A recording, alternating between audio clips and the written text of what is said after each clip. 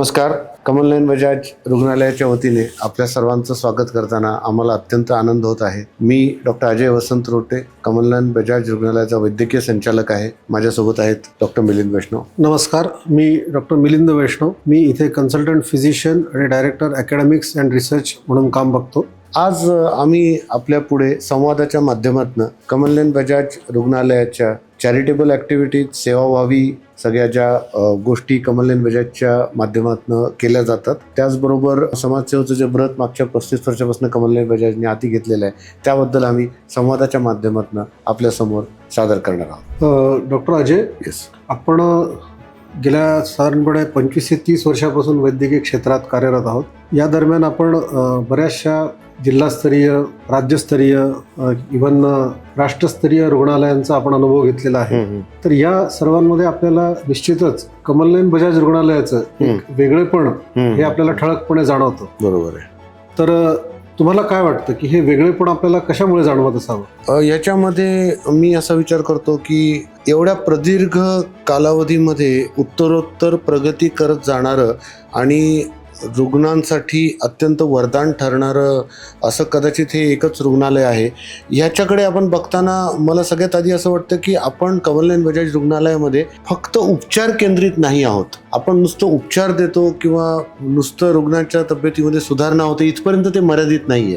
आपण या माध्यमातनं एक विश्वास निर्मितीचं कार्य करत आहोत. म्हणजे जर एखादी संस्था कमल नयन बजाज रुग्णालयासारखी जर 35 वर्षापासून साधारण कार्यरत आहे आणि ती उत्तरोत्तर प्रगती करत चाललेली आहे, याच्या मागे एक जे बेसिक फाउंडेशन आहे की ज्या फाउंडेशनवर कमल नयन बजाज रुग्णालय ही संस्था कार्यरत आहे की आपल्या विभागातील रुग्णांना सर्वोत्तम रुग्ण सुविधा उपलब्ध करून देणे आणि आपल्या भागातील लोकांना कुठल्याही उपचारासाठी बाहेर गावी किंवा बाहेर देशी जावं लागू नये, या दोन उद्देशातनं जी संस्था उभी राहिलेली आहे. आणि मग त्या पूर्ण संस्थेतल्या प्रत्येक व्यक्तीच्या माध्यमातून आपण एक विश्वासाचा एक वटवृक्ष निर्माण करू शकलो या 30-35 वर्षाच्या कालावधीमध्ये. ज्या योगे आपण कमल नयन बजाज हे एक नाव प्रत्येक रुग्णाच्या मनामध्ये विश्वास आणि एक आपुलकी निर्माण करण्यास कारणीभूत ठरते. म्हणून मला वाटतं की हे निश्चितच एक वेगळेपण आहे इतर संस्थांपेक्षा. दुसरं मला एक मुद्दा मांडावासा वाटतो की कमल नयन बजाज रुग्णालयाच्या ज्या काही सोयीसुविधा आहेत त्या सर्वोत्तम प्रकारची रुग्ण सुविधा, रुग्णाला सर्वोत्तम गुणवत्तेची उपचार प्रणाली उपलब्ध करून देणे एवढी मर्यादित नाही आहे. तर ह्याच्यामध्ये आणखीन काय काय याच्यामध्ये भाग आहे, तुम्हाला काय वाटतं डॉक्टर? मला असं वाटतं की वैद्यकीय क्षेत्र जे आहे इथे रुग्ण त्याच्या वेदना घेऊन येतो, त्याचे जे अगदी वैयक्तिक प्रश्न असतात ते घेऊन येतो आणि त्याची एक माफक अपेक्षा असते वैद्यकीय क्षेत्रातल्या लोकांकडून की त्यांनी त्याला विश्वासाने या सगळ्या गोष्टी ऐकून त्याचा उपचार करावा. थोडक्यात सांगायचं झालं तर वैद्यकीय क्षेत्रामध्ये नीती ही अंतर्भूत आहे. करेक्ट. इतर कुठल्या क्षेत्रामध्ये जर सपोज नीतिमत्ता बाळगली गेली नाही, वास्तविकपणे ती सगळ्याच क्षेत्रात बाळगल्या जावी, बरोबर, पण इतर क्षेत्रात जर ती बाळगल्या गेली नाही तर त्याचं एवढ्या वेदना होत नाही जेवढ्या वेदना जर वैद्यकीय क्षेत्रातल्या लोकांनी जर नीतिमत्ता नाही बाळगली तर समाजाला होतात. बरोबर आहे. आणि कदाचित हेच कारण आहे की आपण जे सध्या रुग्ण आणि डॉक्टर यांच्यामधला विसंवाद बघतो. बऱ्याचशा काही गोष्टी वैद्यकीय क्षेत्रामध्ये अशा आलेल्या आहेत की ज्या नसाव्यात. आणि आपण हे अभिमानाने सांगू इच्छितो की 35 वर्ष कमल नयन बजाज या रुग्णालयामध्ये नीतिमत्ता आणि नीतिमत्ता या 3च तत्वांवर आपण चालत आलेलो आहोत. एकदम बरोबर. या कारणामुळे लोकांचा जो एक विश्वास बनत गेला की इथे फक्त आत्ताच तुम्ही म्हटल्याप्रमाणे की फक्त उपचारच नाही तर एक रुग्णाला विश्वास पण मिळतो. बरोबर. एक त्याला हा विश्वास मिळतो की आपल्याला जे काही ते उपचार केले चाललेले आहेत आपल्यावर त्याच्यामध्ये संपूर्णपणे एथिक्स ज्याला म्हणतात हे पाळल्या गेलेले आहेत. बरोबर. आणि त्याच्या अनुषंगानेच आपल्यावर उपचार झाले. आता हे एथिक्स म्हणजे काय, त्याला विश्वास असतो तर गरज नसलेल्या चाचण्या न करणे. बरोबर. रुग्णाला विनाकारण घाबरून टाकून त्याच्याकडून जास्त पैसे वसूल करणे, ह्या असल्या ज्या काही गैरप्रकार आहेत हे आपल्याकडे म्हणजे इव्हन मनाला विचार सुद्धा कधी शिवलेला नाही या गोष्टींचा. हे कुठेतरी रुग्णांच्या मनामध्ये बिंबलेलं आहे. बरोबर. आणि त्याच्यामुळे या रुग्णालयाला कधीही रुग्ण या रुग्णालयामध्ये येण्यासाठी कुठल्याही प्रकारचं कोणाला आमिष किंवा इतर काही गोष्टींना त्याला आपण जे अयोग्य incentives मार्ग म्हणतो, वापरले जातात. हा. तसे काही देण्याची गरज पडली नाही. रुग्ण स्वतःच्या इच्छेने स्वतःच्या नातेवाईकांच्या संपर्कातून या रुग्णालयामध्ये दाखल होतात. बरोबर. आणि मला असं वाटतं हेच या रुग्णालयाचं सर्वात एक मजबूतीचं स्थान आहे. बरोबर. एकदम डॉक्टर मिलिंद, तुम्ही खूप योग्य सांगितलं. ह्याच्याच बरोबर मला आणखीन एक जो निगडीत भाग आहे जो मला आता इथं नमूद करावा असं वाटतो की कमलनयन बजाज रुग्णालयाने जे सेवेचं व्रत घेतलेलं आहे सुरुवातीपासून, तर आपल्याला कदाचित माहितीच असेल की कमलनयन बजाज हे धर्मादाय रुग्णालय आहे, म्हणजे चॅरिटेबल हॉस्पिटल आहे. तर शासनाच्या सुविधा असणाऱ्या जसं प्रधानमंत्री जन आरोग्य योजना ही तर आहेच, त्याच्या माध्यमातून तर आपण रुग्णांची सेवा करतच आहोत. पण चॅरिटीच्या माध्यमातून दर महिन्याला साधारणपणे 75 ते 100 रुग्णांचा संपूर्णपणे मोफत उपचार रुग्णालयाच्या माध्यमातून करण्यात येतो. आणि या संपूर्ण उपचाराचा जो खर्च आहे तो पूर्णपणे कमलनयन बजाज म्हणजे स्वतः बिअर करतो. ही खूप मोठी गोष्ट आहे. आणि मला वाटतं की क्वचितच एखादं रुग्णालय असेल की जे इतक्या मोठ्या प्रमाणावर चॅरिटी करतं. आणि त्याची जी अमाऊंट आहे ती साधारण काही लाखांच्या घरामध्ये ती जाते. खूप मोठी अमाऊंट आहे त्याच्यामध्ये.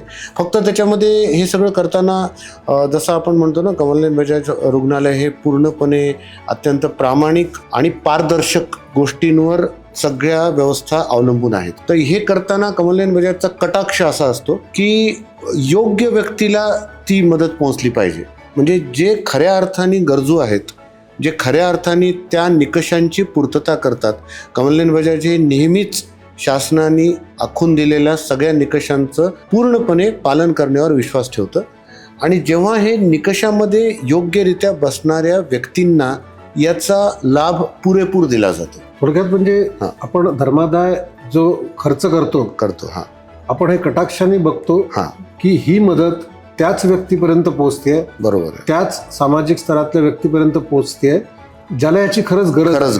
बरोबर. याचा कोणी गैरवापर करून, बरोबर, जो माणूस आर्थिकरित्या सक्षम आहे, करेक्ट, तो ह्याचा गैरवापर करून फायदा करून घेत नाही, गैरफायदा करून घेत नाही. बरोबर. हे आपण कटाक्षाने एकदम बरोबर. आणि याचा आणखीन मोठ्या प्रमाणामध्ये कसा वापर करता येईल यासाठी आता रिसेंटली म्हणजे मागच्या काही वर्षांमध्ये कमलनयन बजाजनी काही खूप मोठे उपक्रम हाती घेतले होते.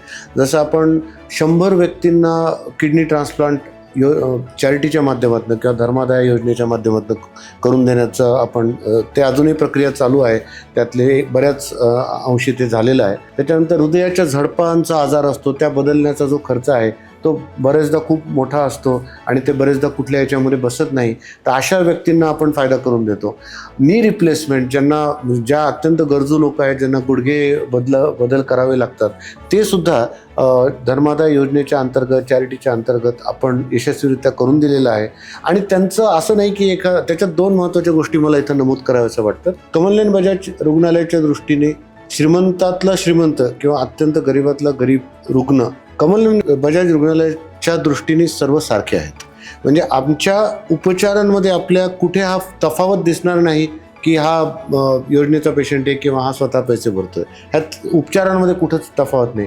तो इथे या ठिकाणी मला हे पण नमूद करावं वाटतं की कदाचित कमलनयन बजाज हे एकमेव रुग्णालय आहे जिथे जनरल वॉर्डसुद्धा कम्प्लिटली वातानुकूलित आहेत, एअर कंडिशन्ड आहेत. हे फार म्हणजे दुर्मिळ होणारी गोष्ट आहे. आणि म्हणूनच आपण आणि हे जे मी तुम्हाला आता सांगत होतो की जे नी रिप्लेसमेंट आपण केले, तर त्यांचं नी रिप्लेसमेंट केले, त्यांना घरी पाठवून दिलं असं नाही, तर त्यांचा फॉलोअप ठेवणे किंवा किडनी ट्रान्सप्लांटच्या व्यक्तींचा पुढे त्यांचा फॉलोअप ठेवणे, त्याच्यानंतर त्यांचे सपोर्ट ग्रुपच्या आपण मीटिंग्स घेतल्या, नी रिप्लेसमेंट झालेल्या लोकांसाठी मॅरेथॉन अरेंज केलं. ते किती यशस्वी झालं ते नी रिप्लेसमेंट. आणि त्याच्यात सुद्धा जे मटेरियल वापरलं गेलं नी रिप्लेसमेंटसाठीचं किंवा हार्टच्या झडपांसाठीचं, ते अत्यंत स्टँडर्ड कंपन्यांचं मान्यता प्राप्त मटेरियल वापरण्यात आलेलं आहे. म्हणजे आहे चॅरिटीमध्ये म्हणजे कुठं दुय्यम दर्जाचं मटेरियल वापरलं असं अजिबात कुठं आपण त्याच्यामध्ये कुठे कॉम्प्रोमाइज करत नाही. तर तुम्ही किडनी ट्रान्सप्लांटचा विषय काढलाच, तर इथे मी एक नमूद करू इच्छितो की अवयव दान प्रक्रिया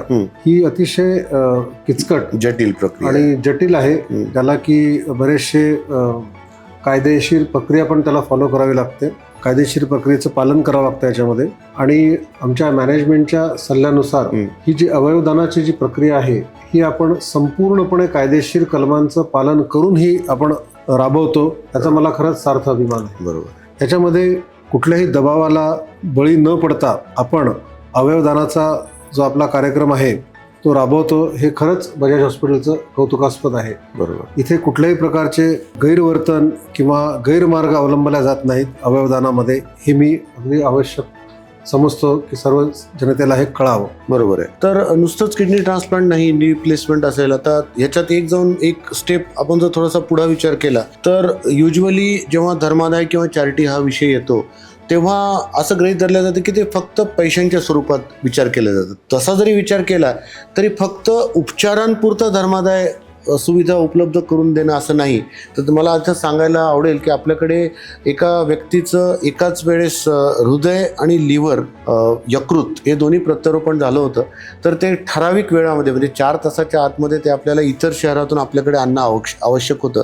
तर अशा वेळेस दिल्लीहून स्पेशल विमान बजाज हॉस्पिटलच्या मार्फत आयोजित करण्यात आलं, त्याला ठेवण्यात आलं आणि त्या विमानाच्या माध्यमातून दिल्ली टू नांदेड, नांदेडहून छत्रपती संभाजीनगर अशा 4 तासाच्या आत ते अवयव आपल्याकडे पोहोचते झाले. म्हणजे आणि हा जो खर्च आहे तो विमानाचा, त्या व्यक्तीच्या तर म्हणजे दुर्दैवाने त्यांना ते शक्य नव्हतं करणं, तर हा खर्च सुद्धा आमच्या बजाज परिवाराच्या माध्यमातून आम्हाला खूप आनंद वाटतो हे सांगायला की त्यांच्या दानशूरतेमुळे हा खर्च सुद्धा बजाज फॅमिलीने बिअर केला किंवा बजाज परिवाराने बिअर केला. रुग्णाला तो द्यावा लागला नाही. हा, तो रुग्णाला तो द्यावा लागला नाही. म्हणजे चॅरिटी जी बजाज हॉस्पिटलच्या माध्यमातून केली जाते ती फक्त उपचारांपुरती मर्यादित नाहीये.